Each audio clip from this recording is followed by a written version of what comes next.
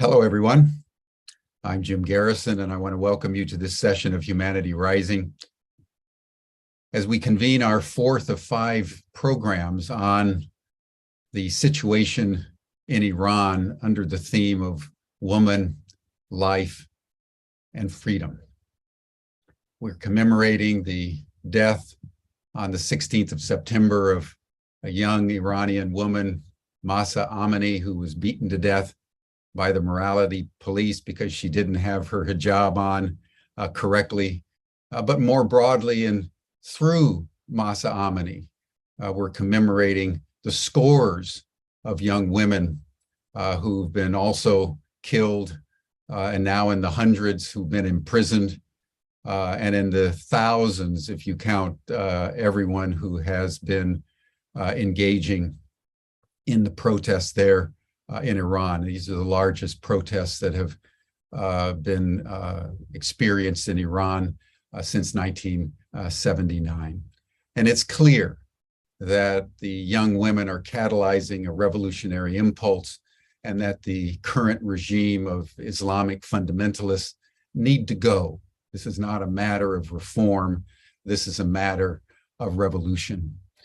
And we've made the point that what is happening at a very deep level is that the Iranian people are coming to the conclusion that the Islamic fundamentalist regime needs to be replaced by a return to Persia.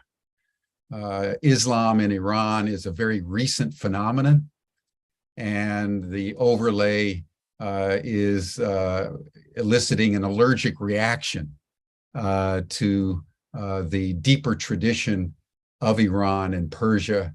And it was of deep synchronicity that the 40th death day of Mahsa Amini coincided with the day each year where Iranians and Persians around the world celebrate the great achievements of Cyrus the Great.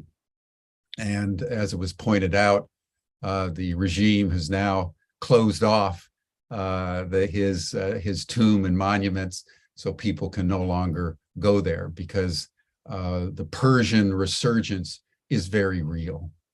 I've been talking about Cyrus the Great, the extraordinary elegance of the Persian culture, that Cyrus the Great, even in antiquity, was known as the King of Kings because of his generosity, his elegance, his respect for diversity, and in many ways it was Cyrus that crystallized the essence of a democratic impulse in the ancient world. That was encapsulated in the Cyrus Cylinder that was given to the United Nations in 1971 as one of the foundations of human rights.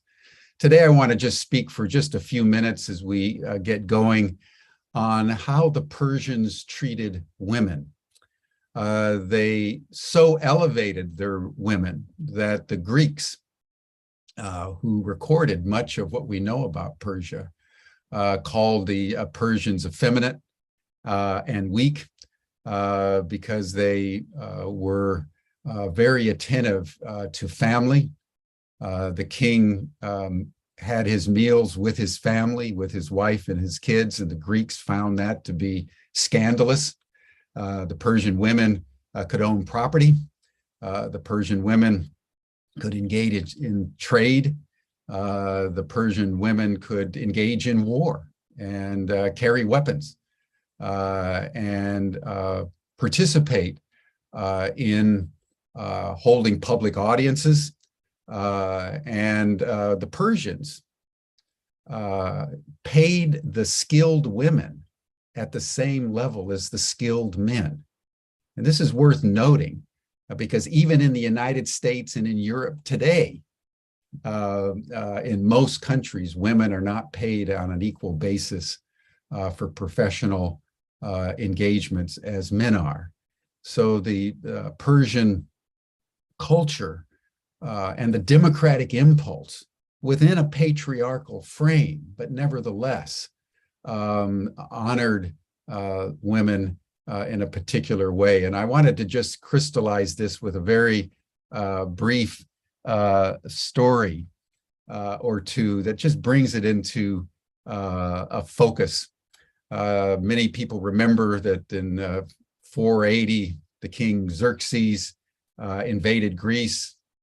Remember the Battle of Thermopylae, where 300 Spartans held them off for a certain period of time. The Persians overran them, and then they came to a great naval battle of Salamis.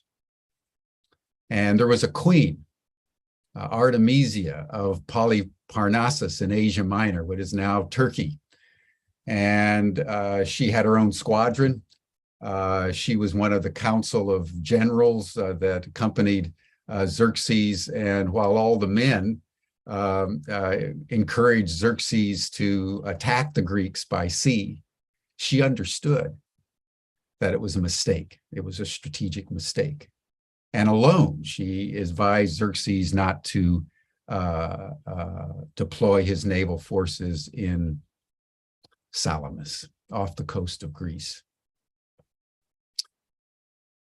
He did not take her advice. He deployed the ships, and as you know from history, experienced a devastating defeat. But in the battle, it was Artemisia and her squadron, and her ship in particular, that showed such gallantry and bravery that Xerxes, watching the battle from his throne on one of the hills overlooking the bay, said, the women are fighting like men, and the men are reduced themselves to women, and thereby made an extraordinary statement that the heroism of Artemisia was what the men who had advised him to attack but had deserted their post needed to pay attention to. And the Greeks were so furious that a woman had shamed them in so many ways.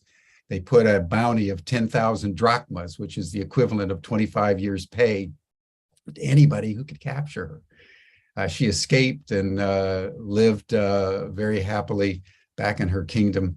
And there are many other stories. There's a story of a woman named Mania, who was a satrap of Asia Minor, who not only collected taxes and ruled vast distances, but like Artemisia, led her troops into battle. There's stories of women who were great hunters. A particular woman, Roxanne, who was an expert in the bow and the javelin and could ride a horseback, they said, better than any man. So that the Persians were an elegant culture, not only as it was embodied by Cyrus the Great in his extraordinary diplomacy, as we've discussed, but the women of Persia were given extraordinary rights, even for their own day. And therefore, when you look at what's happening in Iran and you look at the mullahs and the overlay of this coercive, repressive, fundamentalist Islamic tyranny, and you see how these young women are just casting it off with every bit of might and main, what is really being done, and this is, I believe, part of the power, is the reconnecting back into those deep roots that even in those days, 2,500, 3,000 years ago, were an impulse that empowered women in ways that inspired even antiquity with the capacity of women, even in a male-dominated culture. So I wanted to bring those few aspects to our attention as we continue on the fourth day today to commemorate Mahsa Amini and the role that young women are playing in the revolution in Iran.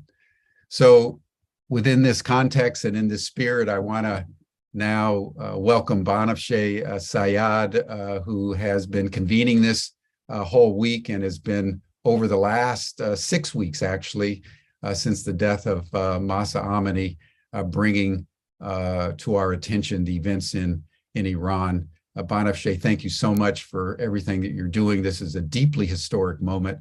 I turn the program over to you. Thank you so much, Jim, and hello and welcome to the fourth day of Woman, Life, Freedom Summit on Iran, where we are listening to the voices on the liberation movement in Iran. In yesterday's session, Dr. Stephen Zunis shared important lessons from the Sudanese revolution of 2019 with us, where the people succeeded in overthrowing their Islamic dictatorship non-violently, and what the Iranian revolutionaries can learn from them. Dr. Zunis' advice to the Iranian freedom fighters was to identify the key pillars of the Islamic Republic and weaken them. One of these pillars is the hijab. And by removing it and burning it, the brave women of Iran are undermining and weakening the regime. Ayatollah Khomeini, the regime's first supreme leader, said in the early days of the 1979 revolution that if the Islamic revolution is to have no other result than the veiling of women, then that is enough for the revolution per se. The journalist and activist Mahsa Amini compares the compulsory hijab to the Berlin Wall. She says, if we bring it down, if we bring the hijab down, the compulsory hijab down, the entire system will collapse. And this is exactly what is underway. Yesterday, the US called for Iran to be removed from the UN Commission on the Status of Women, the main intergovernmental body dedicated to gender equality and the empowerment of women. Council members met informally to focus on the mass protests that started in Iran on September 16th following the death in police custody of Mahsa Amini. The Council will decide in the coming days and weeks about how to proceed on removing Iran from the Commission. Another key pillar for this regime has been trying to maintain a reputable mask in the world, and this is beginning to crumble. The international community is finally, slowly coming around to publicly acknowledging what they must have known all along, that the Islamic Republic is an inhumane, totalitarian regime that oppresses and massacres any dissent. In our session today, we will amplify the voices of women in Iran and explore the global opportunity and implications of Iran's woman-led revolution. But first, I invite our group to revisit the intention we set on Monday, to hold the light of certainty that the people of Iran will free themselves of this government that does not serve its people, and do so as peacefully as possible. We will beam the light of love, strength, and protection to the brave girls, boys, women, and men in Iran who are standing up for freedom, autonomy, and justice without fear for their lives. So please sit comfortably, sensing the ground with both feet lovingly, and relax and release your weight down onto what you're sitting on. Please maintain a vertical posture with ease as much as possible and let your torso lift and elongate, resting the back of your hands on your lap. We will be doing the coherent breathing, the practice that has been a ritual on Humanity Rising. And if you are joining us for the first time, this is a slow nasal breathing that devotes 5.5 seconds for the inhalation and 5.5 seconds for the exhalation, coming to about 5.5 breaths per minute.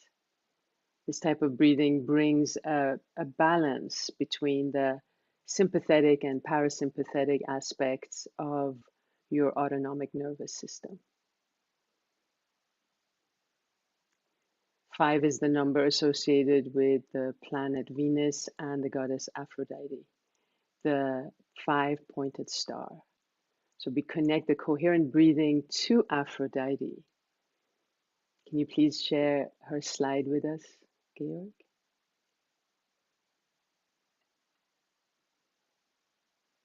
We seek to fill ourselves with her blessings and presence.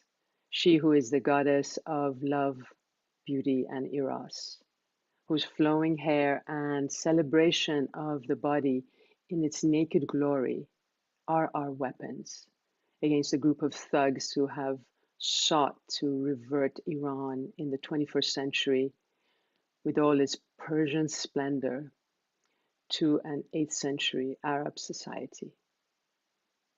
Can you please now share the slide of the video with us, the Venus?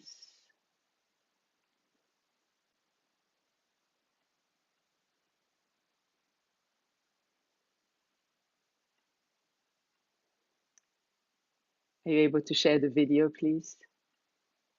Thank you. So this image is the 5-petaled flower pattern created from the dance of Earth and Venus orbiting the Sun. The bells we will hear will indicate when to inhale and when to exhale. I invite you to close your eyes and let the breathing bring you into the present moment and give you a sense of peace and spaciousness. Please play the video.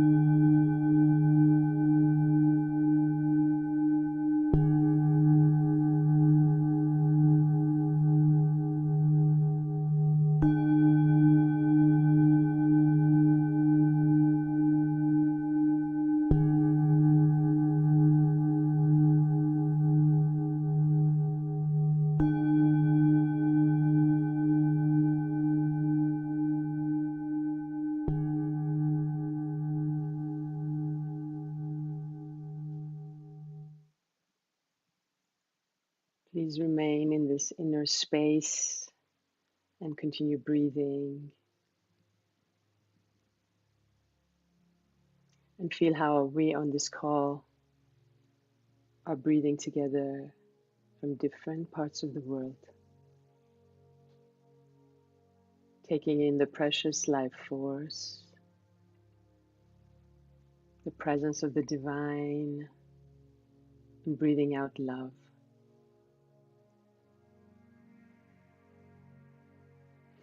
In essence, all of life is breathing together.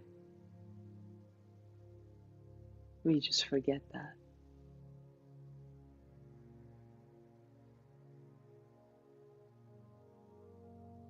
Feel how with each breath the heart of humanity expands and people begin to remember their true nature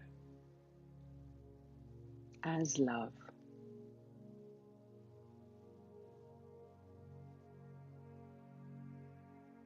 Feel your heart. Connect with the space around you through your heart. Feel into the room you're sitting in through your heart.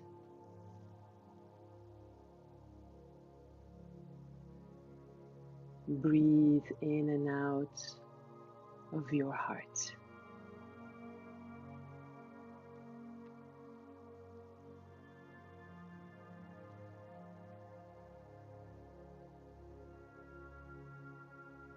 What are you grateful for in this moment?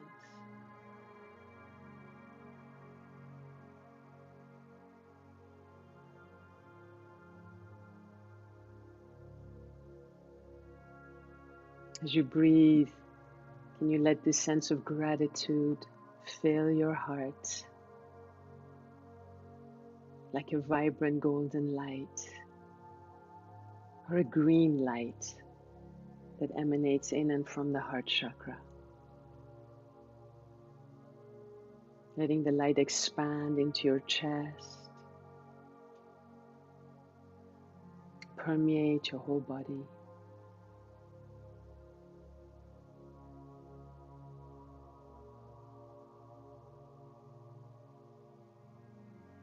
As you inhale, notice how you're breathing in the precious life force, sensing the light in your heart expand. And as you exhale, breathe out gratitude, seeing the light of gratitude spread out into the environment around you.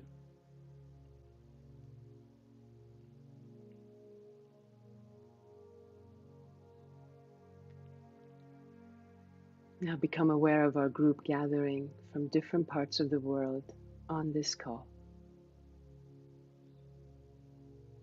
Feel as if you can sense the heart of each of us.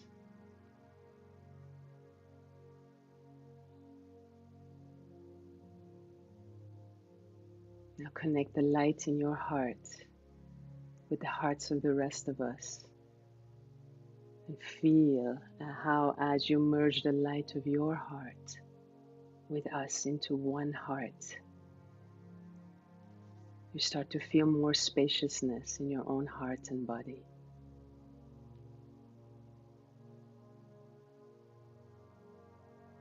We are expanding the light that dissolves that which is not love, that which does not honor and affirm life, like the upholders of the Islamic Republic. Feel their dark power dissolving into the light.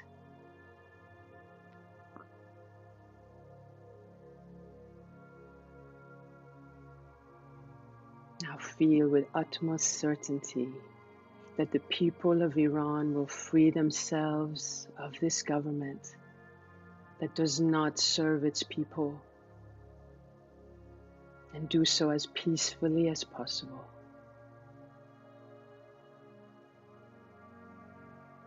Keep alive the light of certainty that they will triumph, that it has already happened.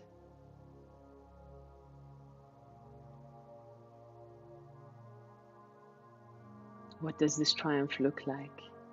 See it. People dancing in the streets, women without hijab, mingling with women who do choose to wear it freely. People laughing and celebrating. And you are one of them. You are among them. What does it feel like in your heart to witness the triumph and celebrate it in your body?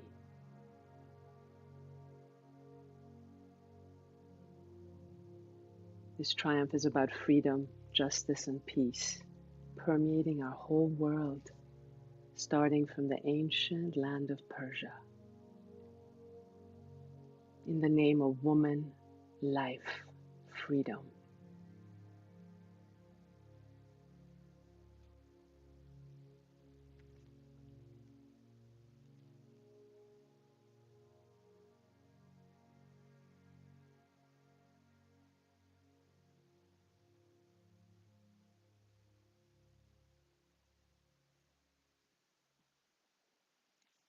Amen.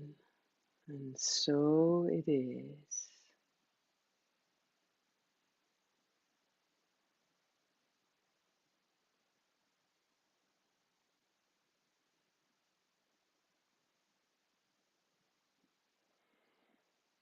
When you're ready, please open your eyes and please stop sharing the video.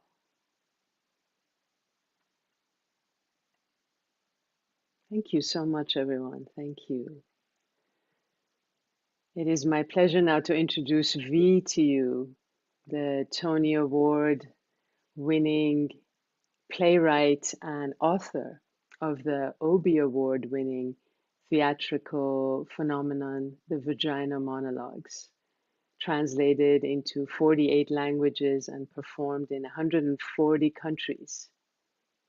V is the author of a number of books, including her latest bestsellers, The Apology, translated into more than 15 languages, and In the Body of the World, as well as the New York Times bestseller I Am an Emotional Creature.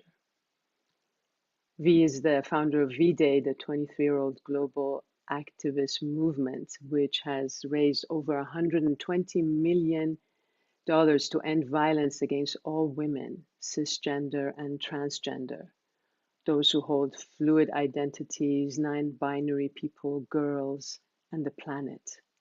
She's also the founder of 1 Billion Rising, the largest mass action to end gender-based violence in over 200 countries.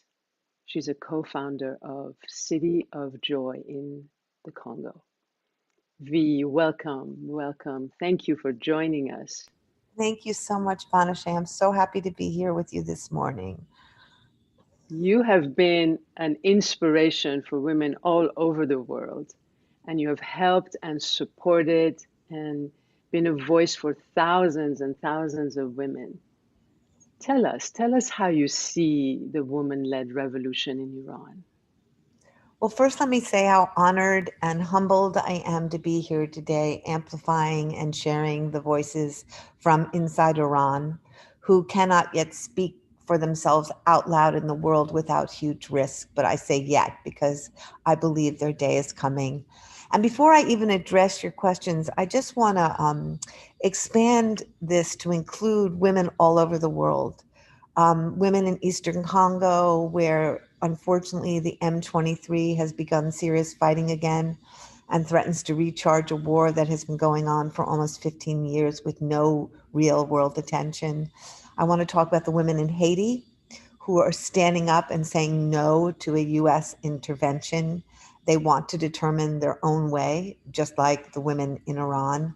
I want to honor the women in the Ukraine who are undergoing serious sexual abuse, both inside the country and from Russians, and women in the US who are being traumatized with unwanted pregnancies, nowhere to go, being raped and having to carry their babies at 9 and 10 years old and lacking reproductive justice. And I want to honor my sisters in Afghanistan whose dreams, as we know, were canceled and bodies stolen and lives unraveled, And finally, Indigenous women, both in the US and Canada, who have been murdered and disappeared, still searching for action and justice.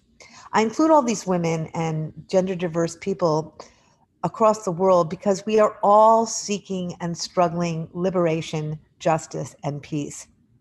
And although I haven't included everyone, I could literally spend the day. What is happening in Iran is so significant because of that. Certainly not in my lifetime has there ever been a woman-led revolution. It's something we've never seen. And I believe there is something inherent in that that is signaling that the time of women, the time of our revolution has come. And that revolution is a revolution for humanity, right? Um, and I want to say that, although the chador and the hijab are the focus of what women are doing, we know women around the world have a right to wear the hijab. It's a choice. It's absolutely within women's decision making to determine whether they will. We are talking here about women who have no choice, who are being forced to cover themselves when they may not want to be covered, where women are being beaten, where women are being murdered, as in the case of Mahsa Amini, who was wearing her chador in a way the authorities did not approve of, and so she was literally beaten to death. This is about stifling unbearable negation of rights for women in Iran, and the brave, brilliant, beautiful women rising to break to just smash those shackles, risking torture, beatings, and death. And I've been writing a lot recently because I'm working on a musical about climate change. It's a fairy tale. I've been just thinking a lot about nature and interdependence, how snakes need leaves to camouflage them and seeds need wind to carry them, and how everything is a part of everything else, and everybody's role in everything's role in nature is critical to the continuation of it. And I see what's happening in Iran very similar to that the interdependence of all of us politically, spiritually, socially, emotionally, that when we see women rise in Iran, something rises in every woman, trans woman, non-binary person across this planet, that it is possible to rise, to be liberated. And we see that our own liberation is entwined there. Each woman we know has to free herself. No one can free us but us. But that said, and I want to say this is the same thing, like every woman has to determine, if the risks, threats, and political violence is worth her freedom. No one can decide that but the woman herself, in the same way that no one can make decisions about babies that we carry in our own bodies, because those are decisions that only a woman can determine in her own soul. But once a country of women have made that decision, that call, that moment of their liberation, it, in my theory, becomes all of our liberation. Their freedom is then what they are doing, what they are unbinding, right? We begin to learn across the planet how to do the same. And I want to honor the women of Iran for being leaders, for showing us the way. But I want to also say that I believe deeply in vigilant solidarity. And what is vigilant solidarity? It means not letting up, not releasing your gaze, not releasing your attention, not releasing your heart, not releasing your thoughts, not releasing your energy from them, so that we constantly protect them, we constantly amplify them, we constantly lift them, we constantly hear them. I really believe that vigilant solidarity is the medicine, the vehicle, and the maintenance of liberation across the world. And it's the antidote to patriarchal, capitalist, racist culture, which thrives on division, thrives on fragmentation, thrives on convincing people there's a hierarchy of suffering and only certain people matter and other people don't matter, when in fact they have created that system has created all of that suffering. So for me, what is happening in Iran is one of the most profound things I've seen in my lifetime. And I have committed myself and given myself with every ounce of my being to be in solidarity with that liberation. Thank you so much, Vi. Thank you. As always, you're so inspirational and you bring up such important points. I love what you say, what you're saying about the vigilant solidarity. And I want to share this video with everyone that shows just that. So let's watch.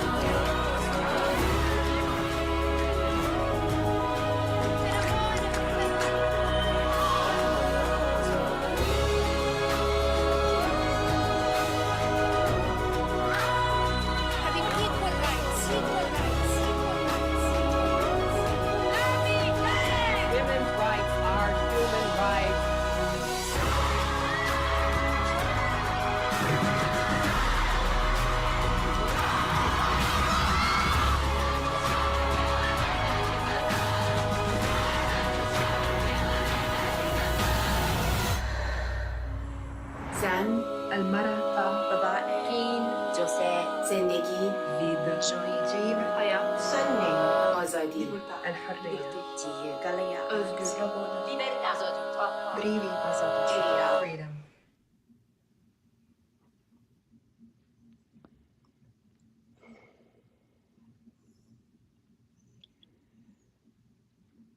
Let's together look at the laws that have been placed on the women in Iran. Women have long faced legal, political, economic, and social challenges in Iran. Iran's 1906 constitution, written by its first parliament, promised equal rights before the law for all Iranians, but it said nothing specific about women. Between 1976 and 1975, during the reign of King Mohammad Reza Shah Pahlavi, women gained the right to vote, initiate divorce, run for office, and inherit property. The legal age of marriage was also raised to 18.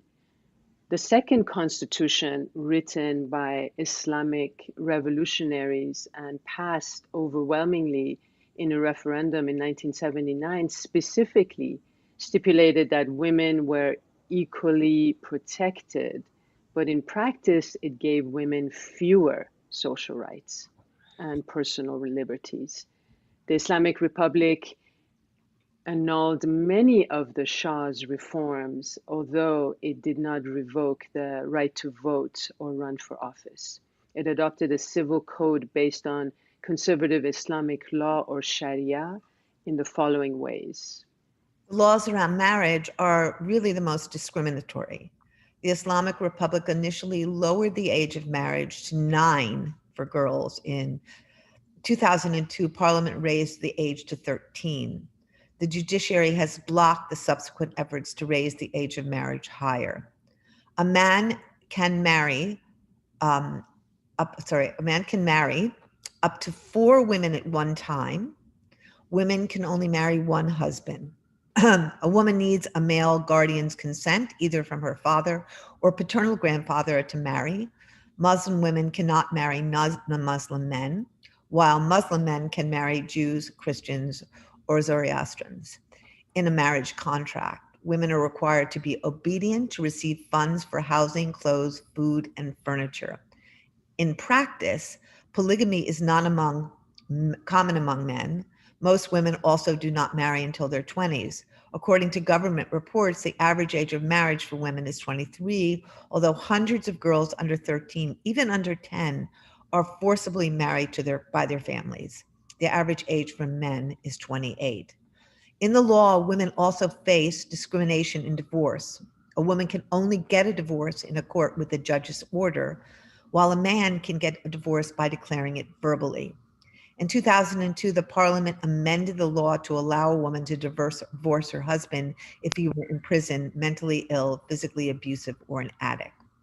In terms of child custody, women have preferential custody over children under 7. Courts determine whether a mother or father gets custody of children older than 7. A divorced woman forfeits child custody if she remarries, even if her husband is dead. In practice, divorced women are likely to lose custody of their children, especially if they are financially dependent on alimony.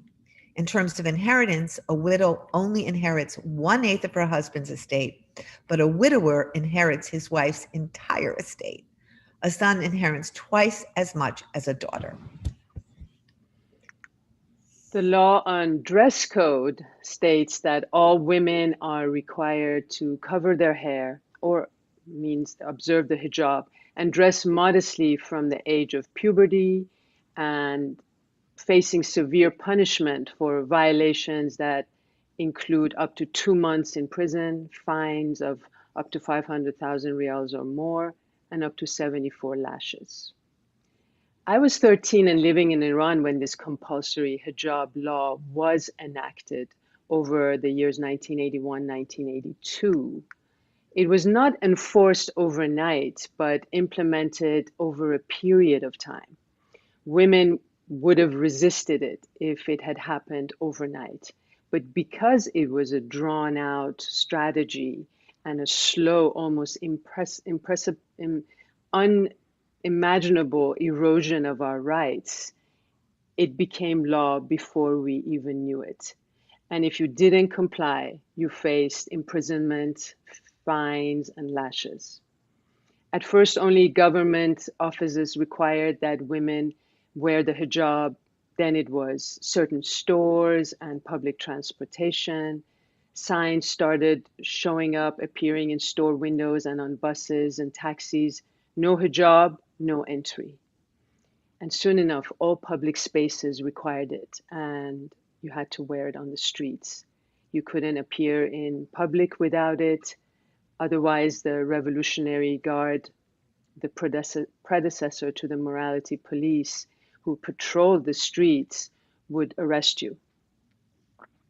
The law also vaguely defines what constitutes immoral acts, and authorities have long prosecuted hundreds of people for such acts, as well as for consensual extramarital sex.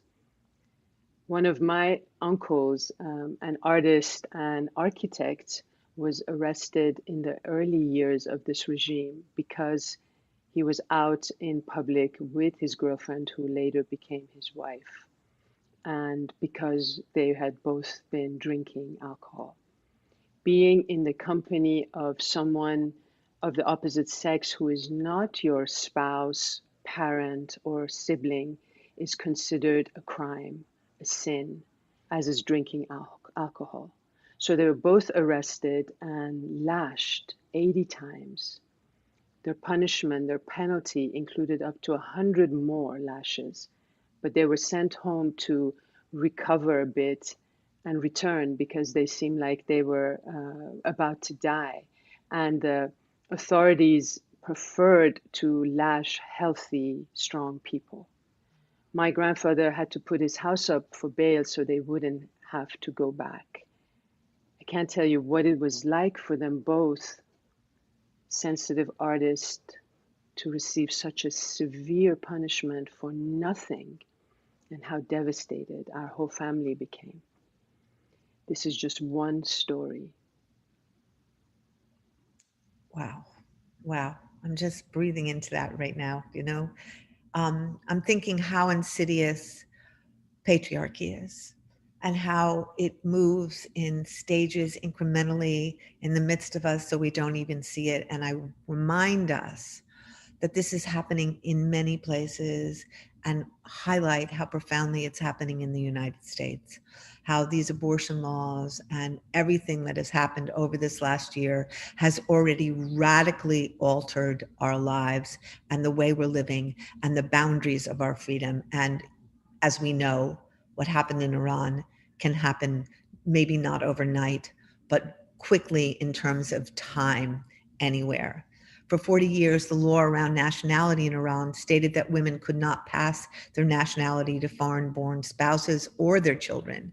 In 2019, Parliament passed a law allowing women married to foreign men to request Iranian citizenship for children under age 18. The law regarding travel states that a married woman cannot obtain a passport or travel outside Iran without her husband's written permission. A husband has the right to choose where the couple lives and has the right to prevent his wife from taking certain jobs that he deems against family values. And one of the practices that is deemed against family values is dance. Dance has always been taboo for this regime, and it is the most suppressed art form and activity. Women's dancing is banned in public, as is women's singing. Women's dancing and singing, as well as their hair, is said to turn men on and distract them from the straight path of Islam, so they are prohibited. I myself have danced my whole life since I was this big, and even before I was this big. But because dance is taboo, and it was even that way before this regime, because of the dominance of Islam in the Persian culture, my passion for dance was not taken seriously enough by my parents for me to receive formal training as I was growing up. And even though I come from a lineage of performing artists, and my father is a very famous director, actor, and writer, and my passion was greatly resisted when I announced that I was going to have dance become my career, which of course didn't stop me from pursuing it, as like my fellow Iranian girls especially are showing the world. I didn't think I had come to this world to do what others think is the right thing for me to do. But I had the benefit of having immigrated to the US and was determined to follow my heart and had the opportunity. Countless girls and women who love to dance but didn't have the opportunity to leave the country have been harassed and imprisoned for dancing over the past 40 plus years. And if I can just speak to that, because I think there's, 1 Billion Rising was started 10 years ago. And the whole idea was that 1 billion women on this planet have been raped or beaten or abused in their lifetime. And what would happen if 1 billion women and all the trans women and non-binary people and gender diverse people and all the men who loved those people rose on the same day and danced. And I remember at the beginning, people would be kind of sarcastic about dance. Like, I remember I was being interviewed by this British talk show called Hard Talk, and the Hard Talk, that wasn't what it was called. And the guy said, tell me, really, what does dancing do? And I just started to laugh, and I thought, what doesn't it do? I think why dancing is so powerful, right, is we dance, we are free. We are ourselves. We are in our bodies. We occupy public space with our bodies. We join in solidarity, moving the way we move with other people the way they move, and yet we're joined. It's free. It can't be controlled by the state or corporations. It's expansive. It's inclusive. It's sexual. It's alive. It's opening portals to other realms. It's opening portals to each other. And I think it's spontaneous. It happens in the moment. All these things are the ingredients of revolution, right? And so all of us on this year, and I'm going to talk about this more later, this year we are rising for freedom in 1 Billion Rising to create the new culture. And all of us need to rise wherever we are for whatever in our own lives needs to be free, or we need to simply rise for and with the women in Iran. Because when the women in Iran can dance safely and assuredly and freely with all their bodies and all their sexuality and all their life force, something fundamental will have been freed into this world.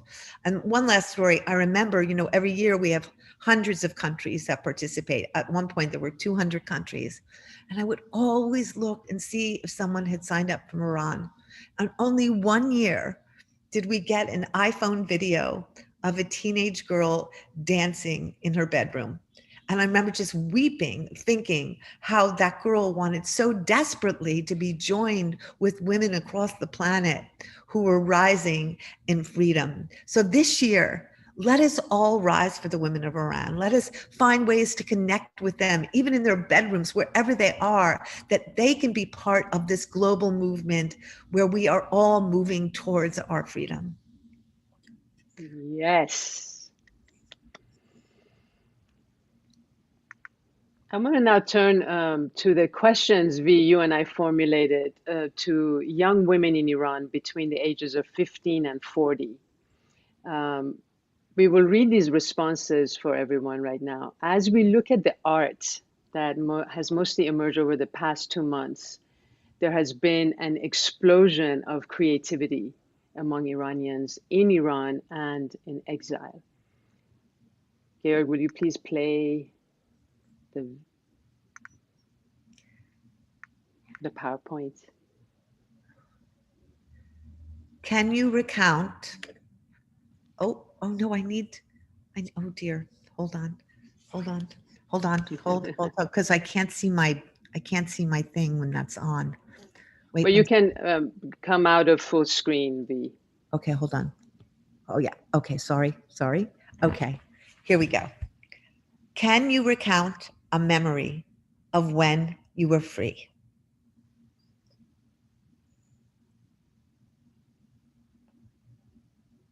You go. I always experience a sense of freedom when I am deep in nature, camping, away from the established ways of being, away from cities and their people. For most of my life, I've tried to live a life based on my values and my internal sense of morality and fairness, which is aligned with life. And looking back, whenever I was faced with a situation and I chose my inner compass over the establishment, I have felt that sense of freedom. I don't really have a memory of when I was free, but I have visions of a colorful Iran from the past, before this fucking mullahs, that for me represents freedom, even though I was not born yet. Life was honored then. Life was free. People could choose what they wanted to believe in and how they appeared in public. I have forgotten what freedom feels like. I have forgotten what joy feels like. I've always felt a dark cloud over our lives. What would freedom look like in Iran? Freedom is not possible without all beings equal in the face of law. And equality in the face of law is not possible without freedom. That's why it's such an iconic turn of events that we're claiming woman, life, freedom these days. They're so encompassing, these words, and delicately woven into one another that there's no room for anything else. Freedom is going to the concert of my favorite band, and as a woman, kissing my girlfriend in public, dancing to the song we first fell in love with. Freedom is buying a house for my mother so she wouldn't be alone and without a home. Freedom is giving love to all who need it with my art, my voice, my hands. Freedom means having the right to choose. I'm a deeply Islamic woman and I believe in the hijab, but I also believe in freedom of choice, the right of women to not wear it if they don't want to. Just like before this regime, a mother who wore the hijab accepted that her daughter did not choose it. I see inclusivity and tolerance for our country and a return to how people of different religions coexisted in this land for centuries.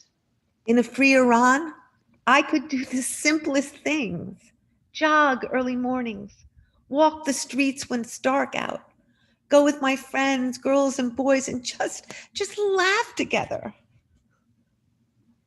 In a free Iran, I wear a summer dress on the beach and drink beer, which now would spell imprisonment. In a free Iran, I wouldn't have to immigrate, but rebuild our country. In a free Iran, we will regenerate our country, our precious home. Freedom is waking up in the morning all exuberant. I walk to my acting class and everyone in the street is happy and joyful. There's safety. There's no poverty. People are not starving. Child beggars don't line up the streets. People don't feel flying because the plane might get shot down. They are not in fear of their apartment building collapsing on top of their heads. People of different walks of life share their viewpoints without fear of being persecuted, without fighting one another. I can go to the cafe and sip my coffee and read my book without my mother worrying that I might never make it back home alive. And I go to school and I study because I have hope for the future. I put my head down on my pillow with ease and can actually sleep because my head is not filled with 1,000 miseries. Freedom means choosing how we want to live, not being obsessed with how can I get out of Iran, where the prevalent statement that no one can ever get anywhere in this hellhole will no longer be true. In a free Iran, the future generations will not have to see their lives destroyed like ours was. In a free Iran, love wouldn't be considered a crime. In a free Iran, I can paint anything I want as an artist and not be constantly censored. In a free Iran, we will learn how to live. The people of my generation, born in the 1990s, don't really know how to live. In a free Iran, I will take off my hijab and be free to be who I am and not always afraid of expressing myself. In a free Iran, I wouldn't have to constantly look behind my shoulder or in the rear view mirror of my car when I'm out to make sure I'm not going to be pulled over by the damn Basiji for the way I look or for no reason at all. In a free Iran, we will beautify and rebuild our destroyed homeland like a phoenix rising from ashes. In a free Iran, as a lower middle class handicapped woman who has always felt imprisoned, I will finally begin to explore my sexuality. In a free Iran, I will be filled with hope that I no longer have, working at a job that I like, making okay money, having a very, very normal life, nothing extraordinary, no stress, not filled with hatred toward others. In a free Iran, I will see joy in people's faces again and remember our true heritage. In a free Iran, people will be their authentic selves without fear. I have never imagined what a free Iran would feel like. I never even thought of the future. I felt we didn't have one. In a free Iran, people will celebrate our beautiful ancient Norwas, our new year in the traditional way again. People will walk in the streets without stress and fear. Freedom is waking up in the morning, wearing my jeans, putting my hair up, and walking to work, and not recalling how, as a 41-year-old woman, I have yearned for this day all my life. As a 16-year-old, a free Iran gives me joy mixed with the deep sorrow of why did this happen to us? This calamity. Why did people revolt in 1979 to change the course of our lives like this, which they need to apologize for and refuse to? In a free Iran, all the great minds and hearts who fled will return once again and regenerate our home. Can you share with us a rant or a moment of rage about where you are and what you are feeling? Honestly, it's not so easy to put the experience of rage, sacred rage, in a few words, because it hasn't been a moment, and I can't choose one over another. It's a long held sense of rage that we all have been carrying within ourselves for so long. What we're experiencing right now is a rupture of all those moments that we had no choice but to remain silent in a moment of rage. My friends are being killed all around me, and I'm both blind with rage and paralyzed with sorrow. I have lost the reason to go on fighting. I saw my friends shot in front of my eyes. I felt rage paralyze my body. I feel so much rage that our talents have been stifled within us because we haven't been allowed to express ourselves freely. I'm enraged because people are arrested and killed for absolutely nothing. I'm a clean, super healthy person, but I know the regime has fabricated at least 3 serious allegations against me. I'm 16 and full of rage because every day I'm seeing my friends, people my age and in my generation, arrested, killed. My friends and I have pact not to call or text one another that much because if one of us gets caught, the others could be in danger. The other day, my friend made her will. She told me it was a joy to have been my friend. What does the revolution look like? Revolution means kissing my girlfriend in the street as a woman. Revolution is freedom from hijab, freedom of expression, freedom of religion. I can't even imagine how amazing it would be. No fucking hijab.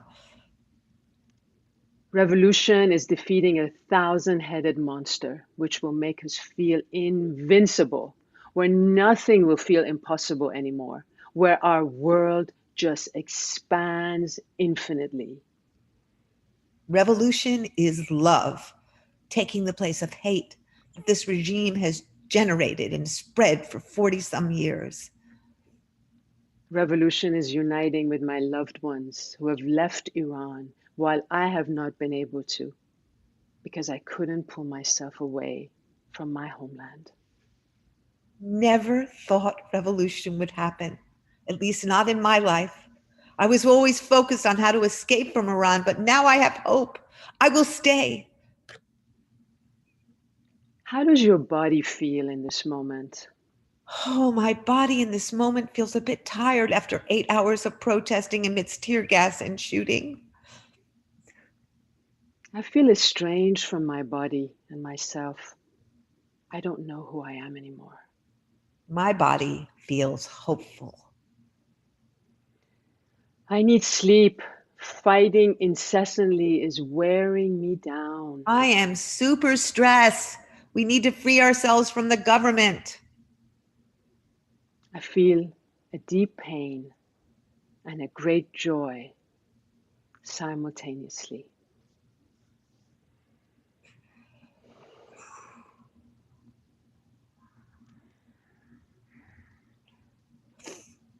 V, thank you. Thank you so much. Thank you. So moving to read these responses from the women. Will you share with us some more about the revolution starting from Iran and tell us about this year in OBR, how we're rising for freedom around the world to create the new culture. I just want to say how powerful it was reading those words. And I want to thank the women of Iran for trusting us and sharing them with us and allowing us to put them out because we need to hear their voices and we need to be connected with them. You know, I think when we think about this year in OBR, that it's so amazing that we're rising for freedom around the world to create the new culture. And I think we have to think about what is that new culture, right? For me, it's the dissolving of racist, capitalist, fundamentalist patriarchy. And whether it's any kind of fundamentalism, whether it's Christian fundamentalism or Islamic fundamentalism or name it, it's a culture we would create that's not ruled by one superior group asserting its dominance, whether that's economically or religiously or ideologically, and using violence as a means of controlling its subjects. The new culture demands that all people have a right to bodily freedom and autonomy, gender authority, and ability to choose who and how they love. It's a culture of connection rather than control, passion rather than orgasm, rather than profit, orgasm rather than ownership, spirit rather than religious ideology, collaboration rather than hierarchy, honoring work and workers rather than extracting and exploiting.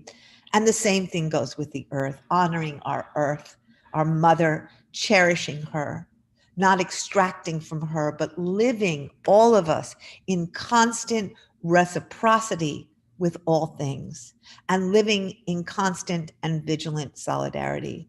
And I hope all of you, wherever you are, will rise, will create your rising for what it is you need to rise for, wherever you are. Where do you need to be free? Where do you need to be liberated? And I hope you will include the women of Iran in your rising and let them be part of whatever story your own particular community or country is telling, because our futures are now forever embedded in each other's futures. And there is no freedom until all of us is free. That is completely impossible. So I hope you will rise. You can go to OBR.1billionrising.org. You can see all the things that are being planned for this year. And we hope this year is going to be ginormous and full of that energy that has the potential to shift consciousness and shift action and shift our planet in a new direction. Thank you, V. Thank you for all you're doing, and this invitation for all women to consider removing their symbolic hijab anyway, to really feel the power and the trust to live our authentic self. I want to also share now with everyone a video that is on your site from women standing with the women of Iran, women around the world standing with the women in Iran. And I just want to say that we invited women in our movement all over the world, from Bangladesh to Swaziland to Philippines, everywhere, just to send in videos. And it was so moving to see people in little villages and big cities all over the planet just sharing them. And this is just one of them. But please send us your videos. We want to keep putting them out of women being in solidarity and thinking about the women of Iran.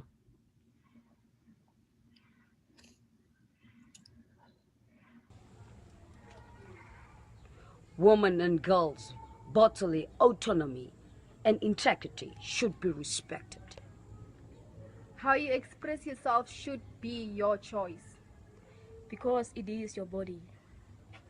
Women and girls have the voice and the leadership to decide on values and practices, both in their private and political lives. We rise with and stand in solidarity with women in Iran.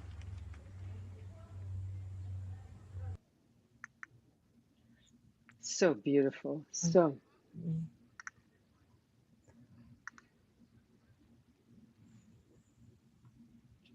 So beautiful, V. Thank you. Thank you for asking people in your network to send these very moving messages. I want to know if people have any questions for V and Jim. If you have any comments, any questions.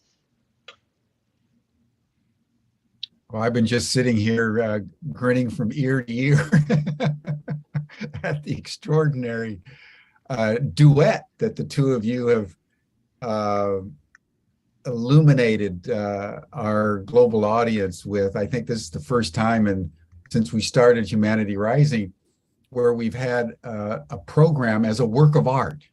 Mm-hmm.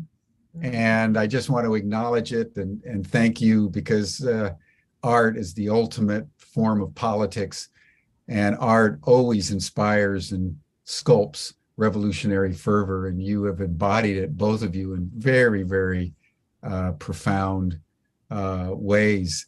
One little question that just came up while you were talking about the lashes, Banafsheh, that are part of the punishment regime in Iran. What does that mean? What actually happens when a woman gets lashed? Is it with a whip? Is it with a board? What happens? Well, I personally haven't experienced that, thank goodness. But it's I saw the marks on the body of my uncle and his wife. That's all I was witness to, really. I do know that the women who were administering the lashes to Simin, my uncle's wife, were much harsher, supposedly, than the men who had lashed my uncle. This kind of hatred that they carried toward a woman who was living more freely than themselves. And this is very this is deeply sad and concerning in the ways that women have been upholding patriarchy. And really, I mean, patriarchy wouldn't have had its staying power if women hadn't participated in it, didn't cooperate. You know, many of us are very aware of patriarchal women who can be at times even harsher than men. So really, patriarchy is not gender-based, is what I came to understand. And I'd like to hear V's remarks on that. Oh, well, patriarchy is a system. It's a system. It was constructed by men. And it has essentially served men, because men are often at the top of that system, but it has swept women in as well, because it's a system, it's a practice of dominance where some group has more power than another group, and usually it's the father. It came from the patriarch. It was driven by the father, the idea of the father being dominant, but it has since evolved and spread. I often believe that it has given birth to capitalism, racism, imperialism, all these other structures, because all those structures are based on one person being more important than another, one person being more dominant, one country having the right to intervene in another and colonize it or usurp it or take away their fundamental rights. And I just want to say, I'm seeing a couple of questions here. Patriarchy absolutely harms men, and I've always said this, in some ways more than it harms women, because it actually robs them of their hearts. It makes men believe and forces men to believe that they cannot live and be, quote, weak in their feelings and cry and express doubt and express emotion and learn to apologize and learn, that they must harden themselves and that is devastating to boys, to men, and to all of us in terms of what happens to men as a result of that. If you can't feel, where do your feelings go? I used to say that bullets were hardened tears, that there's a way that the non-expression of our feelings becomes violence. I'm just looking at two questions. One was, how do you get involved with 1 Billion Rising? And thank you for that question. 1 Billion Rising is really this kind of amazing movement, because it's completely determined by you and your community, but you're linked to people all over the world. So if you want to rise, you know, there are people rising to stop the exploitation of women workers. There are people rising to stop the destruction of the earth. There are people rising to stand up for women farmers. There are people rising to protect people in the slums in the Philippines. There are people. So where you need to rise, you create your event, you create your rising. It involves dancing. It can involve speaking. It's artistic. We want to bring in poetry. We want to bring in stories. We want to bring in song. We want to and invite as many people in your community. And if you go to 1billionrising.org, you will see historical archives of our last 10 years. So you will understand what to do, and you can get support there for how to do it. And then the other question somebody asked was, how did we choose the city of Joy, the site? And I just want to say that City of Joy grew out of the women of Congo. We spent time. I've spent a lot of time there in the last 10 years, and the women. We asked the women, Dr. Mukwege, who won the Nobel Peace Prize, and Christine Schuller described her, who's an extraordinary activist and leader. We asked them what they wanted. And what they wanted was a place where they could be safe, where they could turn their pain into power, where they could transform their suffering into lifting up other people, where they could get educated.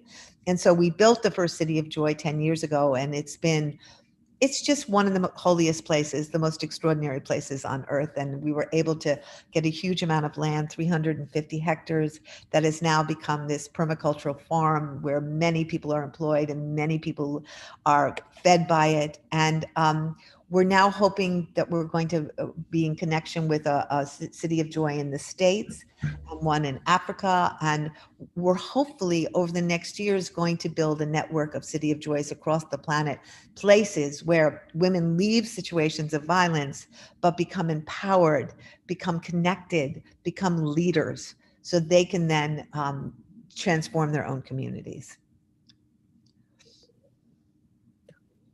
That's very powerful, V, what you're saying, you know, that the liberation of one means the liberation of all, and no one is fully free until everyone's free, you know. And as you look around the world, you can see that in some ways the shadow side of that is also true with rising authoritarianism and a rising assault.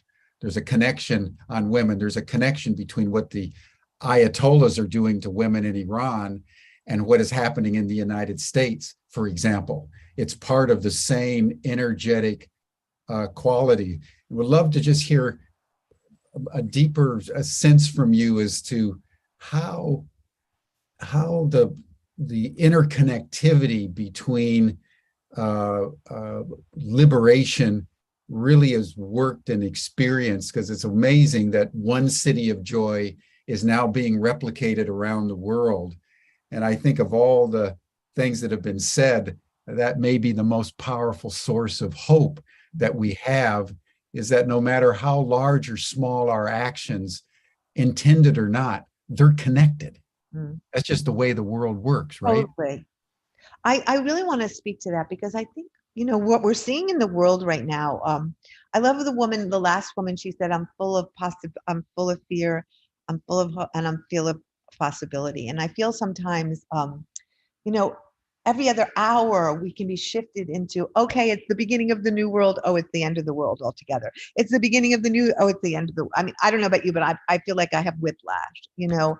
And what we're seeing right now is this extreme backlash from the patriarchs, from the fundamentalists, from those who are terrified of this future that is going to be born, whether they like it or not. It's a future of equality. It's everything I described earlier. It's a future of connection. It's a future of no more hierarchy. It's being born. It's happening. And I think part of what we have to understand is that all these forms of pushback, whether it's the Christian white supremacists in America who are pushing back on every front, right? trying to not teach our history in terms of critical race theory, trying not teach about racism, not teach about the true origins of this country, genocidally destroying the indigenous people, whether it's them trying to rob women of rights that we've had now for quite some time. We are never going back in the bottle. Our vaginas are out and they are here to stay. We are not going back in. And I think this push now to try to push us back when we've already tasted freedom, it will never happen. It will not happen. But we all have to be completely connected in our boldness to making sure that does not happen. And I have to say, the next step we have in regard to that is November 8th and people voting to make sure that we vote for our bodily autonomy, that we vote for an economy that represents the working class and the poor, that we lift up people in this country who are not afforded all the opportunities that everybody else is afforded, that we really go to the polls whether we like voting or not. Like, it just has to happen, because if these Republican forces, if this Christian right wing takes power and gets control of all of those bodies, we will be living in a very scary place. So I cannot say how important this election is, but I will also say that City of Joy has taught me something very, very, very powerful. You know, one small little place begins to spiral out to impact everyone and everything around it. When you see something that works, when you see something that is the new world, you begin to go, oh, it's possible. I want that. Sometimes I feel we spend so much of our time resisting patriarchy, fighting, rather than going, no, let's create the new world. Let's make the new world something so beautiful that no one can resist it. Like, we just want it. And I think City of Joy has done that. When you go there, you can feel the energy. It's palpable, of a world that has been born out of love. Women who are taking care of each other in the most profound way, nurturing each other, healing each other, listening to each other, dancing with each other, teaching each other their rights, gardening together, planting together, harvesting together, harvesting tilapia together, and as the fish flop about in their arms, and understanding that we are fertile and powerful. And when you feel that, when you see that, you suddenly go, oh, we could all be doing that, right? So build your community of love, build your community of connection and compassion, and then everyone will be inspired, because we know when you walk into a room and you bring in love, when you bring in energy, when you bring in possibility, it's contagious. When you walk into a room with doom and gloom and it's the end of the world, blah, blah, blah, that's contagious too. And I'm not saying live in denial and don't live with the truth. I am more than enmeshed in the truth of the world. But our ability to lift each other and love each other and heal each other is that which we must be nurturing the most, because that is what's going to lead us into a possible future, and City of Joy exemplifies that. And that's why I want to build lots of them and support lots of them all over the world. So we have these little centers of holy hopefulness, shall I put it that way, or holy uplift, or where you can see, if we rearrange how we see and treat each other, anything's possible, Brilliant. Yeah, and hopefully the whole world will look like that, V. Hopefully the whole world will look like that. And I want to say that, among the young women in Iran, especially the generation born in the decade of 2000, have this sense. They're really very united together, and they're full of hope and love. And they're the ones who are rising up primarily right now. They're the ones who cannot be reined back. And the other thing I wanted to say also, in relation to what V said, and Jim, your question of the interconnection, we here outside of Iran send love and hope and protection to the brave women and men in Iran. And in turn, we're learning from them what it means to really rise up for what you believe in and to not be afraid. Look at the way they're risking everything. So here, where we have so much more privilege and so much more comfort, we need to also remember what is important to us: the justice, the freedom, and the autonomy that we have been taking for granted, more or less, is really on the line. And to go to the polls and vote, even though you don't want to. Especially, people in the spiritual community who may think that politics is not an area of their life that they want to pay attention to as much. That it's just a 3D drama. If we don't engage, you will see this country become more and more like Iran. So let it be a warning. Let all of this be a warning. Everything that is happening in our world is for us to learn from and to create the world that we want to see, that we want to be a part of, and for the generations after us to inherit. V. Banafsheh, this was brilliant. You spoke truth to power with an artistry that has been profound. And I just want to acknowledge that and thank you for it. That will bring our session to a close, everyone. Women, life, freedom in Iran and everywhere. It's all interconnected, and all of us are free to the degree to which the least of us are free. V. Banafsheh, thank you so much. Bye, everyone. I'd like to take us out with this very powerful video, everyone. Oh, please don't please. go anywhere. Please don't go anywhere and watch.